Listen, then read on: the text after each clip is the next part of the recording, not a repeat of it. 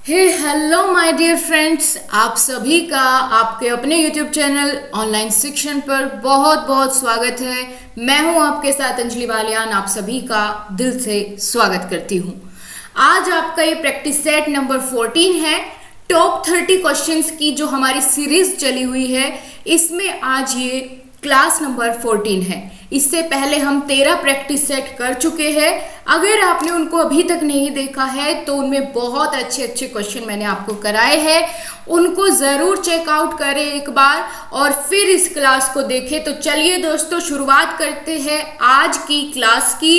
इसमें हम ईवीएस यानी सामाजिक अध्ययन के टॉप 30 क्वेश्चंस को हल करने वाले हैं एमसीक्यूज की फॉर्म में। और जिस तरह के क्वेश्चन आप इस सेट में देखेंगे, ये प्रीवियस ईयर पेपर के क्वेश्चंस हैं और इसी तरह के क्वेश्चंस आपके आने वाले एग्जाम में भी आपको रिपीट होते हुए देखने को मिलेंगे।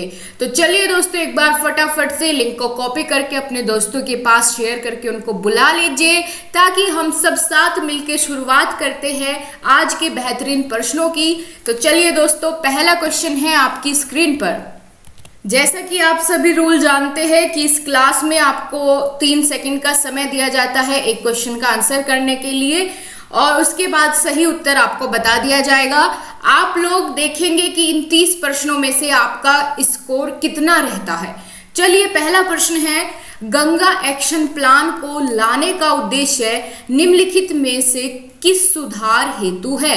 गंगा एक्शन प्लान जो लाया गया वो किस उद्देश्य के लिए लाया गया, किसके सुधार के लिए? जल की गुणवत्ता के सुधार के लिए, या फिर जल का वेग सुधार के लिए, या जल की प्रचुरता, या जल के तापमान? बड़ा आसान सा क्वेश्चन है और इसका आंसर जो है इसके क्वेश्चन में ही छिपा हुआ है, इसके पूछने के तरीके में ही छुपा हुआ है। तो आप लोग इसका आंसर करिए। 3 सेकंड का समय है। किस ऑप्शन के साथ आप सभी जाने वाले हैं? तो यहाँ पर जिसने भी ऑप्शन नंबर ए का चुनाव किया है, जल की गुणवत्ता, तो ये आपका एकदम सही जवाब हो जाता है, option number A. Next question है आपका, निम्नलिखित में से कौन सा वृक्ष जैविक कीटनाशक का उत्पादक है? जैविक कीटनाशक का उत्पादक कौन सा वृक्ष है? नीम है, देवदार है, चीड़ है, या फिर ओक है? जैविक कीटनाशक पूछा है। बहुत ही बढ़िया क्वेश्चन है दोस्तों, और गांव से संबंधित जितने भी प्रशिक्षु होंगे, जितने भी भावी शिक्षक शिक्षिकाएं होंगी, वो सभी इसका उत्तर बड़े आसानी से देख पाएगी, क्योंकि वो इस तरह की बातचीत गांव में सुनते हैं, देखते हैं, समझते हैं और कई बार तो प्रयोग में भी लाते हैं। तो आपने देखा होगा हम कौन से वृक्ष को जैविक कीटनाशक के रूप में प्रयोग करते हैं? ऑप्शन नंबर ए, नीम के पेड़ को या नीम की पत्तियों को हम जैविक कीटनाशक के रूप में प्रयोग करते हैं। इनकी पत्तियों की खाद भी बनाते हैं। इसके अलावा दोस्तों, इसका धुआं करके मच्छर को भगाने के भी कार्य में प्रयोग करते हैं। इनकी पत्तियों का तेल निकाल के तो भी उसको हम क्या कर सकते हैं, प्रयोग में ला सकते हैं। तो इसी तरीके से दातून कर सकते हैं। बहुत सारे और जैविक कीटनाशक के रूप में तो हम प्रयोग करते ही हैं। आगे चलते हैं। अगला क्वेश्चन है, निम्नलिखित में से किस मृदा का निर्माण लावा द्वारा हुआ है? लावा यानी जब ज्वालामुखी फटता है तो ज्वालामुखी उद्गम से जो बाहर इतना सारा जो मलबा निकलता है, उसी को क्या कहा जाता है? उसी को लावा कहते हैं। जब वो बाहर निकलने के बाद ठंडा होके जम जाता है, तो लाल मिट्टी बनती है लावा से, काली मिट्टी बनेगी, या फिर लेटराइट मिट्टी बनेगी? जल्दी से आप लोग इसका जवाब देंगे। 123 का आंसर क्या होगा? देखिए दोस्तों, जब ज्वालामुखी का उद्गम होगा, उससे बहुत सारे विभिन्न प्रकार की गैसेस निकलेगी, है ना, और बहुत सारा अंदर से क्या निकलेगा, तत्व निकलेंगे, और वो बाहर आकर के वातावरण में ऐसे बाहर पहाड़ के बाहर की तरफ उसमें जम जाएंगे। तो वो जमने के बाद कैसे हो जाएंगे? क्योंकि वो जलकर निकलेंगे ना, तो जलने के बाद कैसी हो जाती है वस्तु? काली हो जाती है। तो काली मिट्टी का निर्माण होता है लावा के द्वारा। ऑप्शन नंबर बी एकदम सही जवाब है। चलिए अगले प्रश्न पर चलेंगे। आप लोग इसका उत्तर समझ गए होंगे, क्यों, क्या कारण है। ठीक है, वायुमंडल की कौन सी परत प्रकाश की पराबैंगनी किरणों को पृथ्वी की सतह पर आने से रोकती है। वेरी इंपॉर्टेंट क्वेश्चन है, आपको पूछा है दोस्तों वायुमंडल की जो 5 परतें होती है उनमें से कौन सी परत कार्य करेगी पराबैंगनी किरणों को पृथ्वी सतह पर आने से रोकने का। जो अल्ट्रावायलेट रेज होती है वो बहुत ही हार्मफुल होती है, उससे स्किन कैंसर होने का भी खतरा होता है। और एक बात और आप बता दीजिए मुझे, अल्ट्रावायलेट जो रेज होती है उनमें सबसे हानिकारक अल्ट्रावायलेट रे कौन सी है? इनमें से बताइए, इन तीनों में से सबसे हानिकारक पराबैंगनी किरणें कौन सी है? अल्ट्रावायलेट ए, अल्ट्रावायलेट बी या फिर अल्ट्रावायलेट सी। तब तक आप लोग इधर भी देखिए कौन सी सतह रोकती है, समताप मंडल, शोभ मंडल, आयन मंडल या फिर मध्य मंडल। 124 का सही जवाब देने वाले को तुरंत एक नंबर यहाँ पर मिल जाएगा इस प्रश्न का उत्तर सही देने पर। तो वो है आपका दोस्तों समताप मंडल। आप कहेंगे समताप मंडल क्यों, ऐसा क्या है समताप मंडल में? तो समताप मंडल में हमारा रक्षा कवच है। उस रक्षा कवच का नाम क्या है? जल्दी से बताइए, ओजोन लेयर। क्योंकि समताप मंडल में क्या है? ओजोन लेयर है, और ओजोन लेयर कार्य करती है हमें सूर्य की पराबैंगनी किरणों को पृथ्वी पर आने से रोकने का, हमें उससे बचाने का। ठीक है, तो ये सही जवाब होगा आपका option number A. Next question है, निम्नलिखित किस गैस के कारण भोपाल गैस त्रासदी हुई? बड़ा महत्वपूर्ण प्रश्न है दोस्तों, न जाने कितनी बार आपके पेपर में आया है। भोपाल गैस त्रासदी कब हुई, किस गैस के कारण हुई, कहाँ हुई, है ना? तो भोपाल में हुई, जाहिर सी बात है जब नाम भोपाल गैस त्रासदी है। आप कौन सी गैस से हुई ये बताइए। 4 ऑप्शन है, chlorofluorocarbon, carbon dioxide, nitrous oxide या फिर मिथाइल आइसोसाइनेट। ठीक है, सही जवाब आप लोग देंगे और एक नंबर यहाँ पर फिर से अपने टोटल स्कोर में ऐड ऑन करते हुए चलेंगे। सही जवाब है दोस्तों option number D, methyl isocyanate. ठीक है, मिथाइल आइसोसाइनेट। बहुत अच्छा जवाब दिया सभी ने। आगे चलते हैं, किस देश में क्रिसमस का त्योहार गर्मियों में मनाया जाता है? क्या ऐसा भी कोई देश है? बिल्कुल है, जहां पर हम क्रिसमस को गर्मियों में मनाते हैं। हमारे यहाँ तो 25 दिसंबर को भरी सर्दी में होता है ना? और गर्मियों में कहाँ मनाया जाता है? जापान में, भारत में, ऑस्ट्रेलिया में या फिर अमेरिका में या अमेरिका में। तो सही जवाब आप लोग देंगे, क्या हो जाएगा? सही जवाब हो जाएगा आपका ऑप्शन नंबर सी हो जाएगा। ऑस्ट्रेलिया में गर्मियों में मनाया जाता है क्रिसमस का त्योहार। आगे चलिए, ये पेडागोजी से संबंधित प्रश्न है और देखते हैं कौन कितना अच्छे से इसका उत्तर दे पाएगा। पूछा है आपसे, राकेश कक्षा 5 पर्यावरण विज्ञान शिक्षक द्वारा दिए गए कार्य को समय से प्रस्तुत नहीं करता है, अतः सबसे उपयुक्त सुधारात्मक उपाय हो सकता है। यानी एक बच्चा है आपकी कक्षा में राकेश नाम का, जो कि समय से अपने कार्य को पूरा नहीं करता है, आप उसके लिए कौन सा सुधारात्मक उपाय अपनाएंगे? ऑप्शन ए, ध्यान से सुनिएगा सभी लोग, प्रधान अध्यापक की जानकारी में उसको लाएंगे कि ये ऐसा इस नाम का एक बच्चा है और अपना कार्य पूरा नहीं करता है। या फिर ऑप्शन नंबर बी, आपको एक शिक्षक होने के नाते सोचना है, खेल की कक्षा में जाने पर उसका प्रतिबंध लगा देंगे कि भाई खेल की कक्षा में नहीं जाना है जब तक काम पूरा नहीं कर लोगे। तो बिल्कुल नहीं, ऐसा भी आप लोग नहीं करेंगे, ये भी गलत ऑप्शन है। सी है, उसकी अनियमितताओं के कारण को जानकर उसे सही मार्गदर्शन देना। क्या ये सही ऑप्शन है? तो हाँ, सही लग रहा है, लेकिन हम एक बार अगला ऑप्शन भी देख लें क्योंकि सबसे उपयुक्त पूछा है, क्या पता उससे बढ़िया मिल जाए अगला ऑप्शन। तो पेडागोजी में आपको सारे ऑप्शन देखने होते हैं। जो बाकी क्वेश्चंस होते हैं उनमें तो फटाक से आप आंसर कर देंगे, कोई दिक्कत नहीं होगी, लेकिन पेडागोजी में आपको सारे देखने होते हैं क्योंकि कई बार काफी 2-3 आपको ऑप्शन पॉजिटिव वे में मिलेगी, सबसे बेस्ट आपको चुनना होता है। डी में कहा है, उसकी अनियमितताओं की लिखित जानकारी माता पिता को देंगे तो ऐसा नहीं, इससे बच्चे का आत्मविश्वास कम हो जाएगा, वो डरने लगेगा। हमको क्या करना है, ऑब्जर्व करना है कि क्या कारण है जिसकी वजह से वो अनियमितताएं बरत रहा है, समय से काम पूरा नहीं कर रहा है। उन कारणों को जानकर हम उसे सही से मार्गदर्शन देंगे, यानी उसका मार्गदर्शन करेंगे ताकि वो आगे सुधार कर सके। तो सी आंसर देने वाले आप लोग समझ जाओ कि आप लोग शिक्षक बनना तो आपका तय है अगर आप इसमें से छांट लेते हैं पेडागोजी वाले क्वेश्चन, ठीक है, क्योंकि रट तो सभी लेते हैं, पेडागोजी में थोड़ा सा दिमाग चलाना पड़ता है। अगला क्वेश्चन है, ध्यान से देखिए, पूछा है गिर वन्यजीव अभयारण्य निम्नलिखित में से किस वन्यजीव का संरक्षण करता है। आपने अगर पिछला ईवीएस का टेस्ट दिया होगा तो उसमें आपने देखा होगा गिर वन्यजीव अभयारण्य पूछा था आपसे कहाँ स्थित है ना, ध्यान आया कुछ आपको पिछले टेस्ट से, अगर आपने ध्यान से देखा होगा तो गिर वन्यजीव अभयारण्य कहाँ है ये इससे पहले पेपर में पूछा गया था और इस प्रीवियस पेपर में पूछा गया है कि वो किस जीव का संरक्षण करता है। 3 सेकंड का समय है, आप आंसर करेंगे। हाथी का करता है, सांप, गैंडा या फिर शेर। सबसे पहले तो देखिए गिर वन्यजीव अभयारण्य मैंने आपको कहाँ बताया था, गुजरात में है, ध्यान रखिएगा कहाँ है, गुजरात में है। और ये शेर का क्या करता है, संरक्षण करता है। तो C option is the right option. आगे चले, अगला क्वेश्चन है दोस्तों, बहुत ही बेहतरीन सा प्रश्न है, सभी टीचिंग एग्जाम में ये क्वेश्चन आपके पूछे जाते हैं, ईवीएस के खास करके। तो पूछा गया है दोस्तों, ग्रीन मफलर संबंधित है किससे। जो ग्रीन मफलर प्रोजेक्ट आया था या योजना आई थी वो किससे संबंधित थी, मृदा प्रदूषण से, वायु प्रदूषण से, ध्वनि प्रदूषण से या फिर जल प्रदूषण से।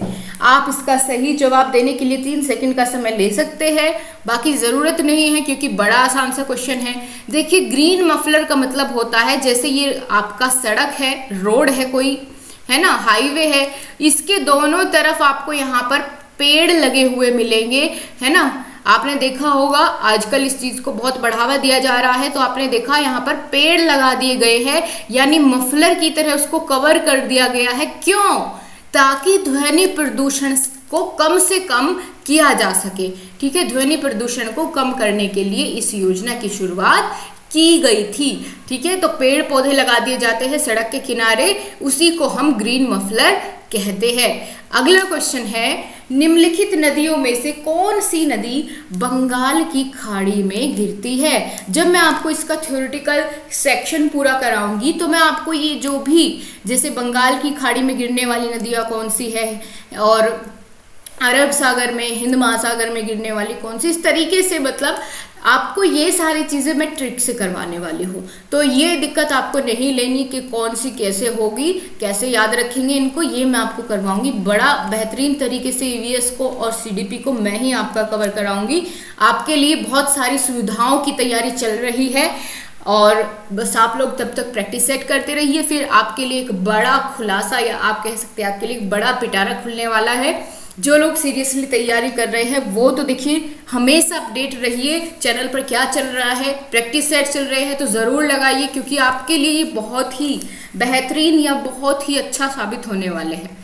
चलिए बिना किसी देरी के अब आप आंसर करिए, बंगाल की खाड़ी में कौन सी नदी गिरती है, ताप्ती, नर्मदा, सिंधु या सुवर्ण रेखा। तो इसमें स्वर्ण रेखा भी इसको बोलते हैं, सही जवाब यही हो जाएगा ऑप्शन नंबर बी, स्वर्ण रेखा बंगाल की खाड़ी में गिरती है, ठीक है, बंगाल की खाड़ी में गिरती है। आगे चलते हैं, और ये तीनों बाकी जो है, ये तीनों जो है पश्चिम की ओर बहने वाली नदियां है। और अगले प्रश्न में पूछा गया है, निम्नलिखित में से किस स्थलाकृति का निर्माण हिमानी द्वारा हुआ है।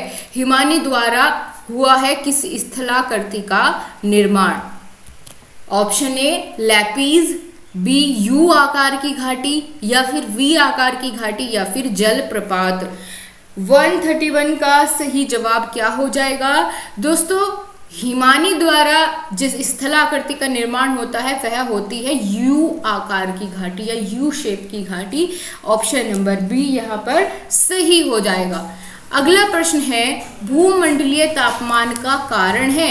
भूमंडलीय तापमान का क्या कारण है, हिमनदों में वृद्धि होना या फिर कार्बन डाइऑक्साइड में वृद्धि होना या कार्बन डाइऑक्साइड में कमी आना या फिर वनों में वृद्धि होना? सही जवाब आप लोग इसमें क्या बताएंगे? बहुत अच्छा प्रश्न है, इसका रीजन भी आपको जानना चाहिए। ग्लोबल वार्मिंग होने के कारण या फिर आप कह सकते हैं जब कार्बन डाइऑक्साइड में वृद्धि हो जाती है तो भूमंडलीय तापन का कारण यही बनता है। जब कार्बन डाइऑक्साइड की जितनी ज्यादा वृद्धि होगी उतनी ज्यादा आपका क्या होगा, बर्फ पिघलेगी, गर्मी पड़ेगी। ठीक है, आगे चलते हैं। नेक्स्ट क्वेश्चन पूछा गया है, निम्नलिखित में से किसमें सर्वाधिक जैव विविधता पाई जाती है? ऑप्शन ए शीतोष्ण पर्णपाती वन बायोम में, या फिर उष्णकटिबंधीय सदाबहार वर्षा वन बायोम में, या फिर शीतोष्ण घास प्रदेश बायोम या सवाना बायोम। सही जवाब देने वाले को यहाँ पर 1 नंबर मिलने वाला है और गलत जवाब वाला अपना 1 माइनस कर लेना, क्योंकि अच्छा क्वेश्चन है, आपको पता होना चाहिए इसके बारे में। बहुत अच्छा क्वेश्चन आपका ये होगा।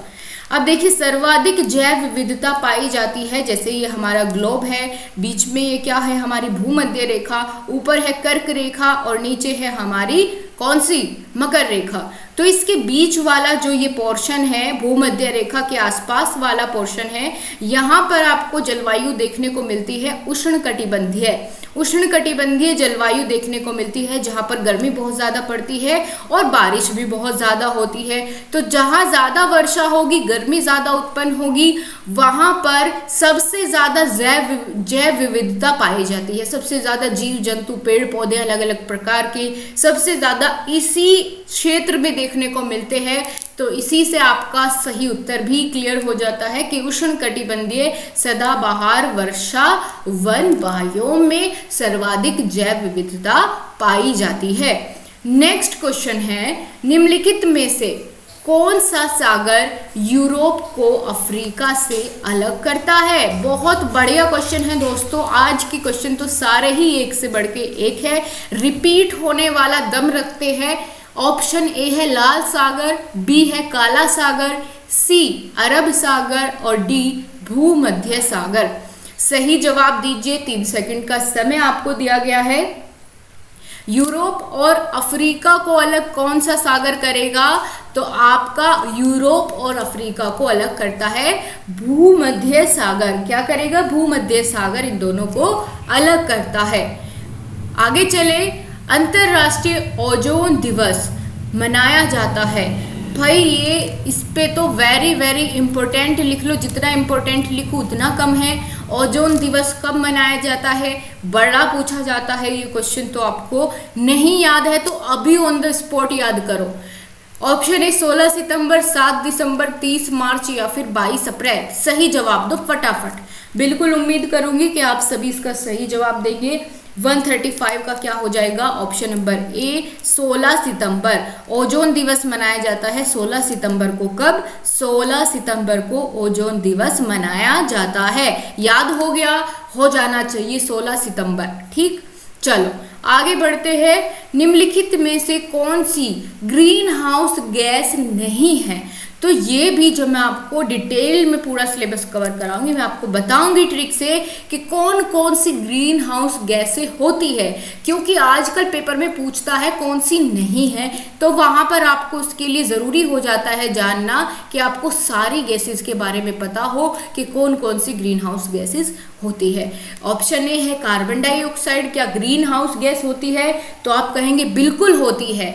बी है ऑप्शन नाइट्रस ऑक्साइड, तो ये भी ग्रीन हाउस गैस है। मीथेन भी ग्रीन हाउस गैस है। तो बचती कौन सी है? हीलियम।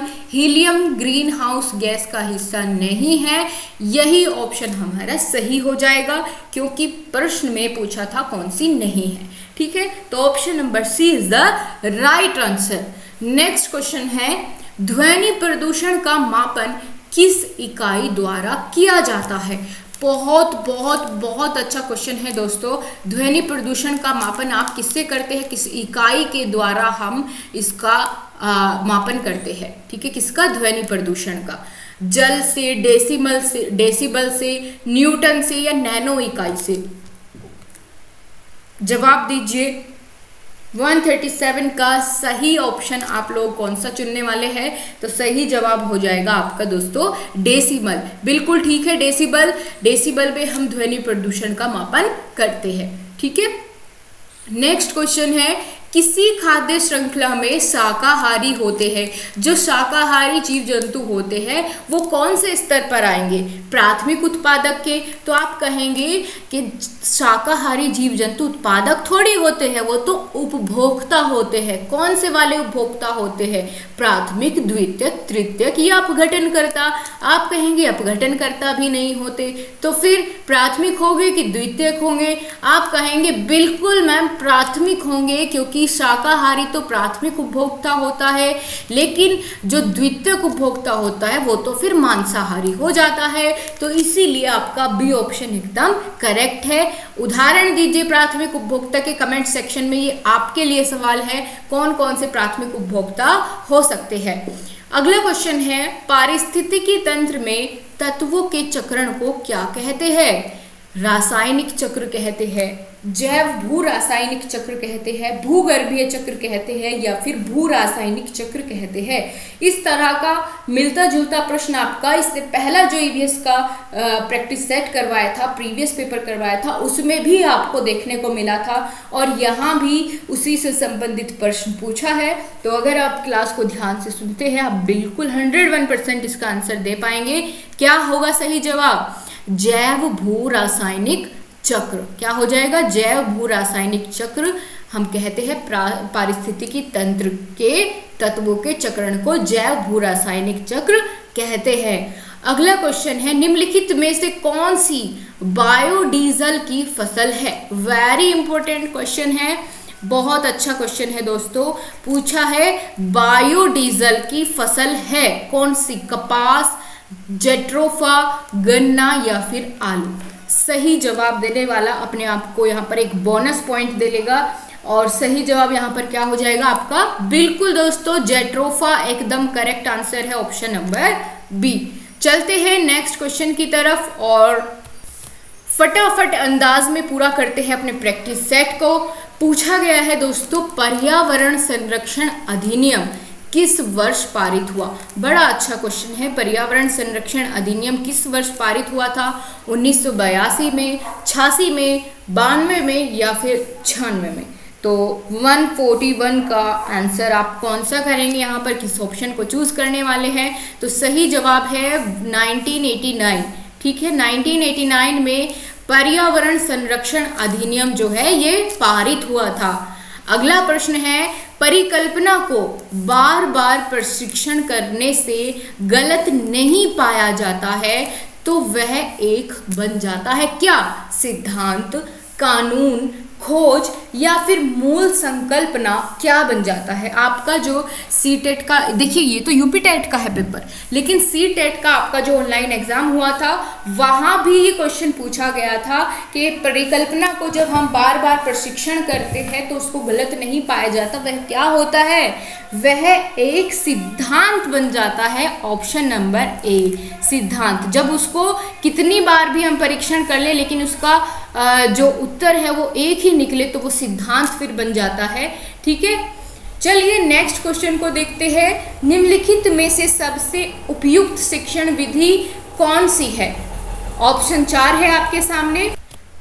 पहला ऑप्शन है विचार गोष्ठी एवं श्रुतलेख, बी है श्रुतलेख एवं दिया गया कार्य, विचार गोष्ठी एवं कार्य योजना, व्याख्यान एवं श्रुतलेख। आपको छांटना है सबसे अच्छा शिक्षण विधि इनमें से आप किसको मानेंगे? सबसे अच्छी शिक्षण विधि आप उसको मानेंगे जिसमें बच्चों की तरफ से भी क्या किया गया हो, उतनी ही भागीदारी हो और बच्चों को ही केंद्र में रख करके, ताकि बच्चे अपने आप को ज़्यादा से ज़्यादा क्रिएटिव रूप से प्रेजेंट कर सके, ज़्यादा से ज़्यादा अपने भावों को प्रकट कर सके। उस शिक्षण विधि को हम सबसे बेस्ट मानते हैं। तो देखिए बात करते हैं दोस्तों श्रुतलेख की। तो श्रुतलेख होता है सुनकर लिखा गया लेख, है ना। तो उसमें बच्चा कोई प्रोडक्टिव कार्य तो नहीं करता, श्रुतलेख में जैसा सुना वैसा लिख दिया, तो ये ऑप्शन तो हमारे हिसाब से सही नहीं है। इसी तरीके से ऑप्शन नंबर बी देखो, ठीक है, विचार गोष्ठी एक बार को सही है कि भाई सब बैठ के बच्चे आपस में विचार गोष्ठी कर रहे हैं, ग्रुप डिस्कशन कर रहे हैं, आपस में एक दूसरे के विचार सुन रहे हैं, तो ये तो एक अच्छा तरीका है, लेकिन दोनों होने चाहिए ना। और एक ऑप्शन में दो विधियां दी गई है, दोनों अच्छी होनी चाहिए। ऑप्शन बी में फिर से श्रुतलेख दिया गया है और दिया गया कार्य, तो ये भी अच्छी विधि नहीं है। डी ऑप्शन है व्याख्यान करना और श्रुतलेख, तो ये भी अच्छा ऑप्शन नहीं है। सबसे बेहतरीन ऑप्शन इसमें मिलेगा आपको ऑप्शन नंबर सी, विचार गोष्ठी एवं कार्य योजना, क्योंकि जब कार्य योजना बनाएंगे, विचार गोष्ठी करेंगे, तो बच्चे अपने आप को खुलकर रिप्रेजेंट कर पाएंगे, वो जो सोच रहे हैं, जो करना चाहते हैं, उस चीज को प्रस्तुत करेंगे। तो ऑप्शन नंबर सी सबसे अच्छा यहाँ पर शिक्षण विधि कहलाएगी, ठीक है। इस तरीके से आपको सिलेक्ट करना है। नेक्स्ट क्वेश्चन है, निम्नलिखित ईंधनों में से कौन सा न्यूनतम पर्यावरण प्रदूषण उत्पन्न करता है? न्यूनतम पर्यावरण प्रदूषण उत्पन्न करता है डीजल, पेट्रोल, हाइड्रोजन या फिर कोयला। 144 का आंसर करिए। और दोस्तों ध्यान रखिए, इसी को भविष्य का ईंधन के नाम से भी हम जानते हैं। क्यों?